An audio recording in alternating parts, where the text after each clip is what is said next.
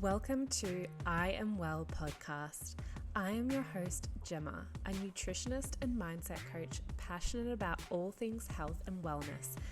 I'm going to take you on a journey to discovering what health means for you and how to create a life you love living.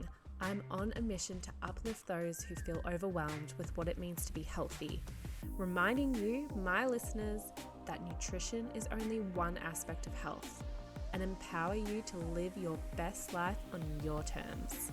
Let's get to it.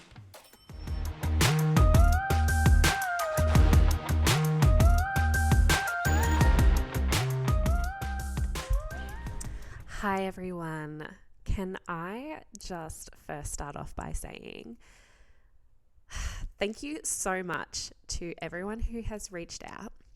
Thank you so much to everyone who just gave this podcast a chance and listened and supported me. It feels incredible. Like, I was so nervous to do something like this, but deep down it was something I really, really wanted to do.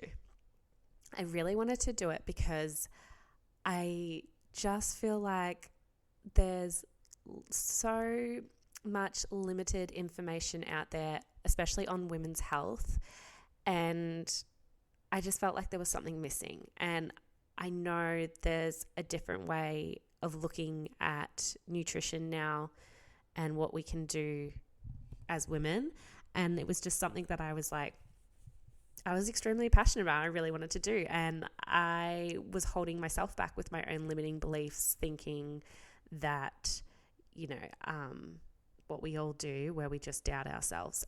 But I am so glad I did it, and thank you so much. Thank you, everyone. Like, I've had a lot of messages, and I think I've kind of shocked some people because it's just I don't know if anyone knew I was kind of doing it. Some people close to me did, but yeah, I'm happy. I'm so happy. In saying that, if you are continuing to listen and you do love what I'm talking about, it would help me so much if you could give this a follow or a rating on Spotify or Apple. It would just it's going to just help boost it, get out there so that I can help more people. And it's just going to also help for future episodes if I ever want to bring on, say, a guest or something. So thank you so much though. And yeah, I just wanted to jump in first before we get started. If you listened to my last episode, it was a lot on fasting for women and how beneficial it can be if we do it in the right way.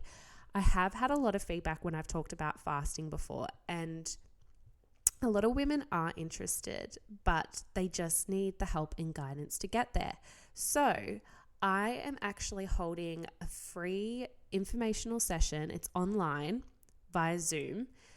That will be on Tuesday, the 2nd of April at 10 a.m. Australian Eastern Standard Time. So I'm from Brisbane in Australia, so that is 10 a.m. my time. And I will be going through more in depth of what I was talking about in the previous episode. So more about how to properly break a fast, what foods you should be including during the different times of your hormonal cycle, and how to implement it into your lifestyle that's really easy, really seamless, that it doesn't, you don't feel like you're restricting yourself anymore. You don't feel like if you've ever tried, a certain diet and it gets overwhelmed, you get stressed because you just can't stick to it. The beauty with fasting is you really can't fail. Any fast is a good fast. So if you're trying to do a 24-hour fast, but you only get to 18 hours and then you're oh, I failed. No, you haven't. That fast that you've just done has just done wonders for your body already. You really can't fail at a fasting lifestyle, and it's so easy to implement and so flexible. So if you've got something coming up, you can change it. You can go, no, I'm not going to fast on this day. I will this day.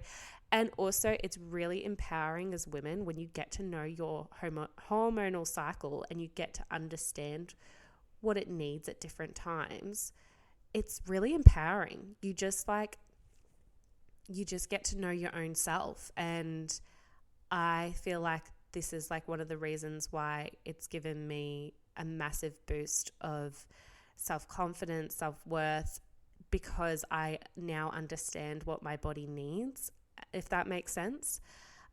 So yes, this is a free fasting session that I will be giving on Tuesday, 2nd of April. So you do need to register. I will attach a link in the show notes to this episode below. You just need to go onto the website and you need to register, and then you just need to show up, I guess. For those who can't make the time, completely understand. You will be getting a recording of the session, but in order to get that, you'd still need to register. So I need to have your email address so that I can send you the recording and you can watch it in your own time. So it's really good information just to have there. And, like, knowledge is power. And the more you know, the more you can implement in your life and just be aware of things in your life. What I wanted to talk to you all today, though, is about stress, because I just feel like this came up a lot. I had a few people message me saying that they loved hearing about, cortisol and what it does to the body. So I thought I'd go into that a little bit more, because in our day and age, everything is stressful at the moment. Like, there is so much going on. We are all keeping busy, and with technology and everything and social media, it's really hard not to be stressed. And that is coming from a person who was stressed, when I was 9. Like, I was always stressed. Yeah, when they brought in technology and phones and having access to everything just at your fingertips, it's become easier to get stressed more often, really. I know everyone's heard of cortisol, and I feel like everyone hears that. Everyone, goes, oh, cortisol, we don't want high cortisol. Cortisol's bad. But what is cortisol? So technically, cortisol is a steroid hormone, and it's produced by our adrenal glands. They're right near the kidneys. And this helps our body to respond to danger. It helps control blood glucose levels, and it helps suppress inflammation and regulates our metabolism. So having cortisol is a good thing. We want cortisol because we need that regulation. I feel like we hear about it all the time about manage your cortisol levels, but we just need a healthy balance. We don't want too much and we don't want too little. It's produced, as I said, in our adrenal glands, and it's a way of making sure that your body has enough energy. You produce cortisol when you're exercising. You produce cortisol when you are having, say, a fight with your family or friends. You produce cortisol when you need to go for a run, or when you've got to do something that requires a lot of energy and the body has to make it up real quick. And it produces that from the adrenal glands. The only thing is, when it produces cortisol, is your body doesn't really know the difference between the different types of stresses. When you get a huge amount of cortisol and it keeps going, your body's going to end up shutting down to make sure that everything, to put you in the right position so that you can go into fight or flight mode. And this is where too much cortisol can become an issue. But anyway, if we go back to first how it's produced, and then I'll get to that part later. So it's produced so we have enough energy. What happens is we have the brain talking to the adrenal glands. So there's the hypothalamus, which sends a hormone to our pituitary gland, which is this like tiny little pea-sized gland in our brains. And then that produces a hormone and sends it to our adrenals to secrete cortisol. So that's the science behind it. really in a nutshell, like really quickly, of what's going actually on and how we produce cortisol in our body. And we tend to have a higher secretion during the day and lower secretion during the night, which makes sense because you obviously need more energy during the day. So what cortisol is doing throughout our body and what's it doing to our organs and our tissues and our muscle? Well, it acts on the liver and makes sure that it's controlling blood sugar levels, and it acts on the adipose tissues using energy from fat, and it breaks down your muscle and builds it back up again. Those are like the three main things that it's kind of doing throughout your body. As I said before, though, you can have too much and too little cortisol. When you have too much, that's something called Cushing's syndrome, and the symptoms of that is where you can get like weight gain, fragile skin, PCOS symptoms, so a lot of hormonal issues. And then the opposite effect to that is when you have too little, which is called Addison's disease. And that's like fatigue, nausea, weight loss, and muscle weakness. You kind of feel all of those. So when you have high levels of cortisol, when cortisol goes up, so does insulin. And insulin is made so that when you have an excess amount of energy, so sugar in the body, insulin is made so that it can put that sugar into your cells. Say like with your diet, if you're reducing calories, it can make you hungry and irritable, right? So what your body's going to do is it's going to release cortisol, and it's going to release it into the bloodstream. Your insulin then rises to meet those sugar demands. And then what happens when you're having a consistent amount of this is you're going to get repetitive glucose spikes. And they're those blood sugar spikes where your energy will go up and down, and it can cause havoc on your body, and it can ruin your health and any results that you kind of want. And say you're on as I said, you're on a diet and it's not working because your cortisol keeps getting pushed out into the bloodstream. You kept getting these repetitive glucose spikes, so it's not working. This is why you have to be careful with fasting too, because you can become obsessed with fasting and you can love the fasting results that you push yourself to keep going. Every time you're fasting though, you are creating cortisol into the body. And remember, it's okay. This is normal. Like, this is our body working properly.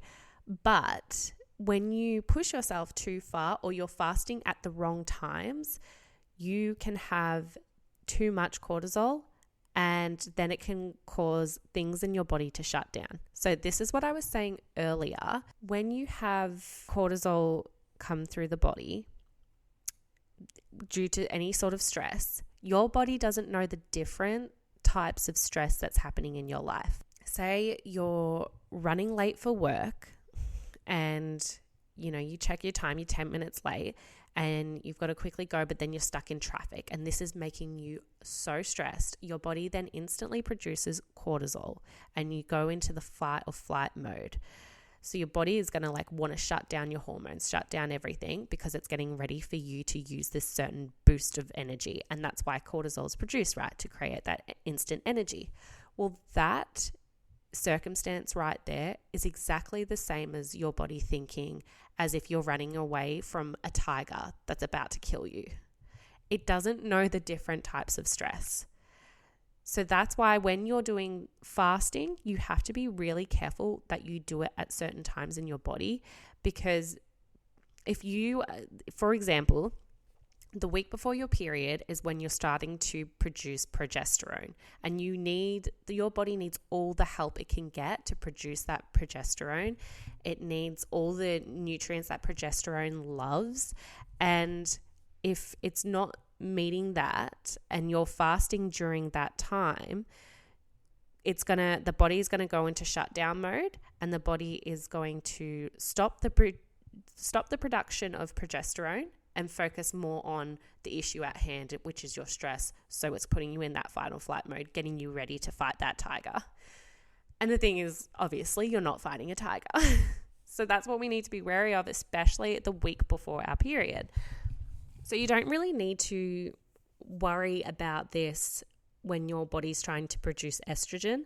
This is why, like, it's okay when you're on your period to go into fasting mode, because your body, estrogen doesn't mind when you fast.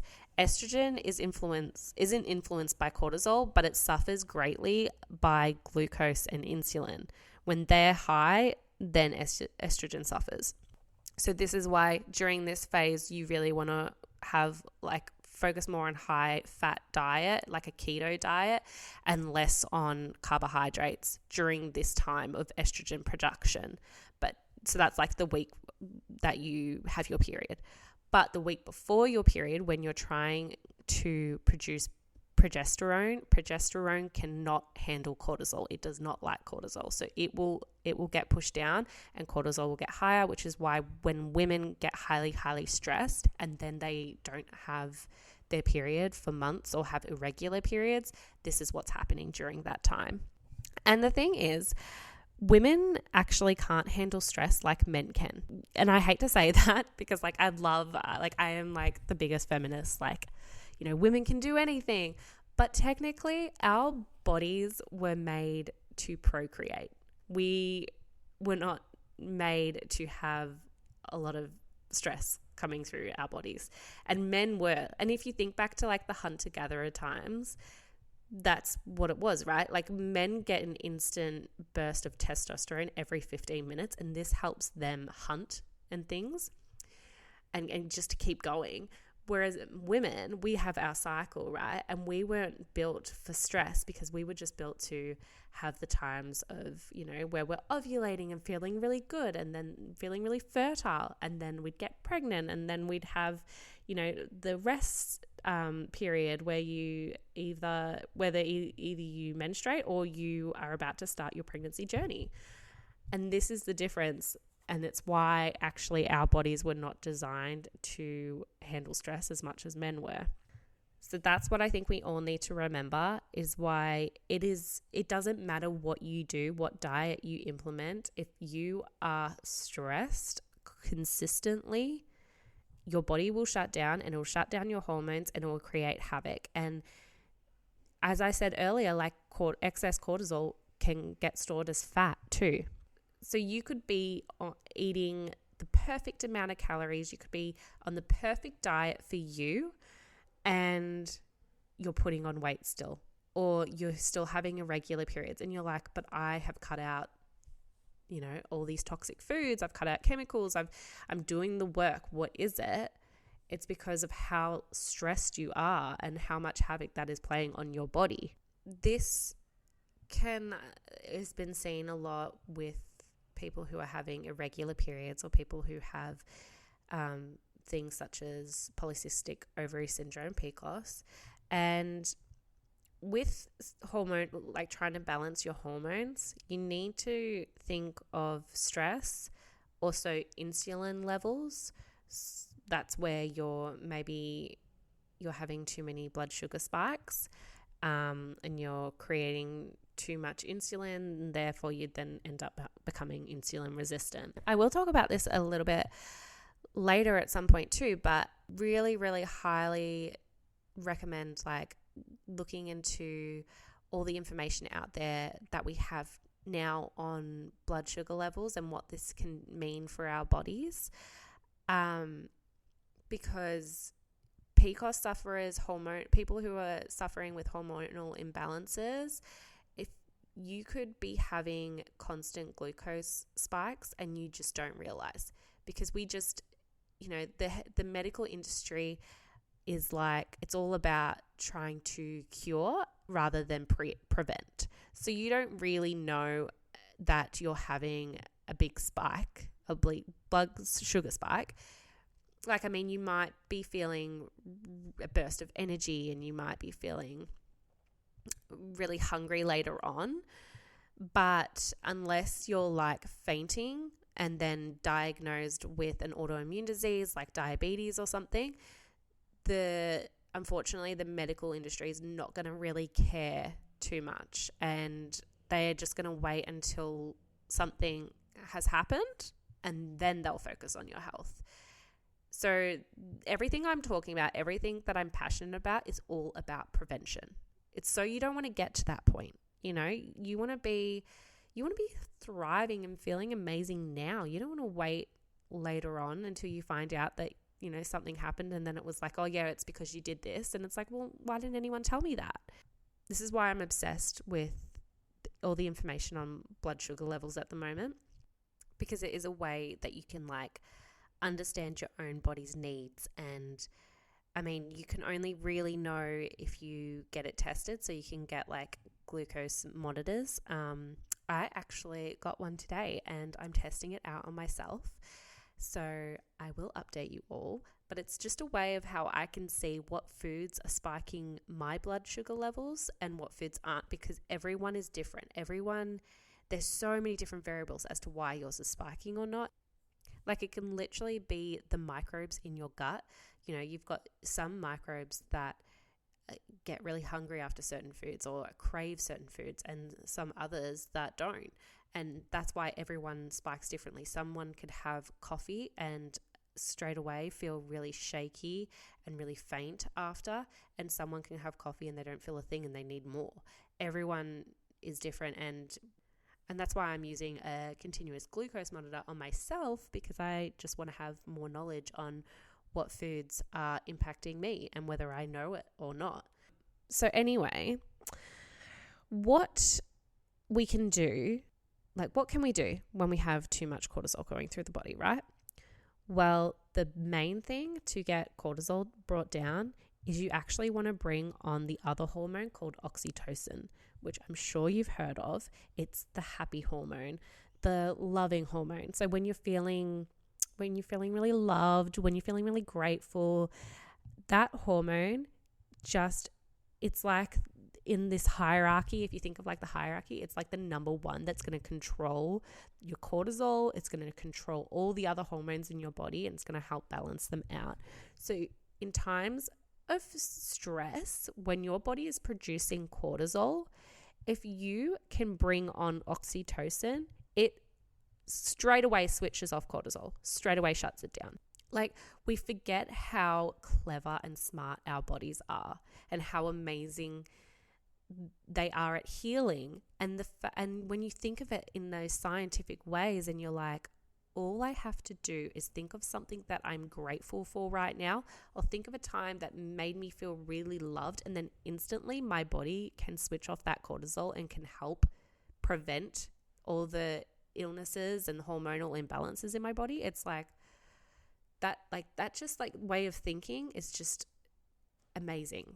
How much our bodies are incredible, and all the chemical responses and reactions that are going on throughout, and without us even thinking. So much is happening in our bodies, and we're not even thinking about it. We don't even have to think about it. We have 60,000 thoughts a day. We don't have time to think about all the little tiny chemical reactions that are going on there. So yeah, you want to bring on oxytocin. In order for you to be balanced and to prevent things like PCOS, or if you do have PCOS, what you need to look at most is your stress, your insulin, and your sex hormones. You can get tested for your sex hormones. The only thing is it's a bit hard. You want to find a good holistic doctor, and with getting sex hormones tested, it can be a bit tricky, because obviously they're always going to change. They're always going to go up and down at times, and they will help analyze the data for you. And unfortunately, you have to do a bit of research to try and find a good holistic doctor. That's the only thing. Anyway, what we want to do is we want to bring on oxytocin. So when you have cortisol levels raised, and how I said it, how it brings on insulin, it's it brings on insulin as much as the same amount as if you were eating a piece of cake. Insulin raises the same amount as if you were eating a piece of cake when you have cortisol levels coming through.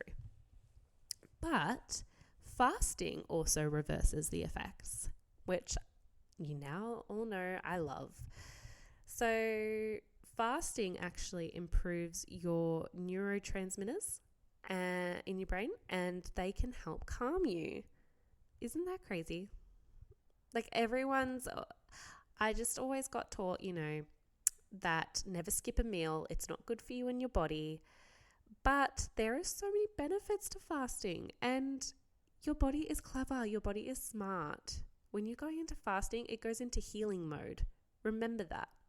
When you're constantly stressed, it goes into fight or flight mode.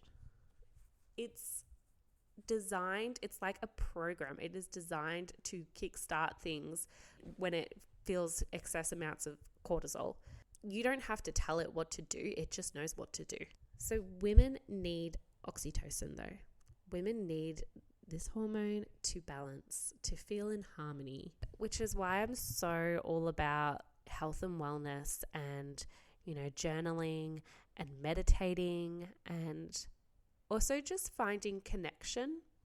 I think this one definitely got to me a lot in the last few years, where when I became a parent, really, I kind of disassociated from society because I was just struggling trying to figure out how to be a parent. And women really need social interaction.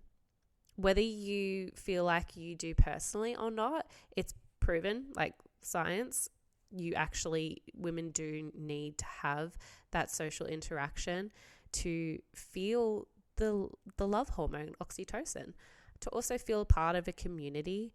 And I think this is definitely something that I didn't realize was so important to my own health at the time. So I highly recommend, like, if you're a person who was like me and you put those relationships aside and focus more on your own life, really thinking that you don't need social interaction. Well, I was there. I totally get you. What I highly recommend is like reaching out to people or groups on social media. And I know this is like so out of maybe your comfort zone, because it was mine too. But the more you kind of put yourself out there, the more that you realize it's not as scary, and it helps you grow personally. I started my own business Instagram, and I remember, I had a few people reach out to me, and I did respond, but in the past I wouldn't have responded. But now I've responded, and I'm like creating so many good connections and I've now like created a friendship up here, like where I moved to, and it's really good for your heart and for your soul to have those connections. If you don't want to reach out on social media, or you don't have social media, like there is other things that you can do by like starting little hobbies. And I know this can be hard, like if you're a parent, but if you can just set like an hour or two aside for the week and just go and do a class, go do a Pilates class, go do, join a book club. Like there are so many things that you can do. Just put yourself out there. And that's the scariest point, is to put yourself out there. But it really is beneficial to women's health, and it's life-changing, really. And you don't realize you need it until it's gone, and then you get it back again and you're like, oh my God, a completely different person. Like connection is what women need, and they need that support. One last quick tool that's really easy to implement and helps a lot to bring down stress levels is just focusing on breathing. I literally did a breath work session today for the first time ever. I've never done one before. And it was amazing. Like I didn't even know what to expect. I've never done a breath work session before.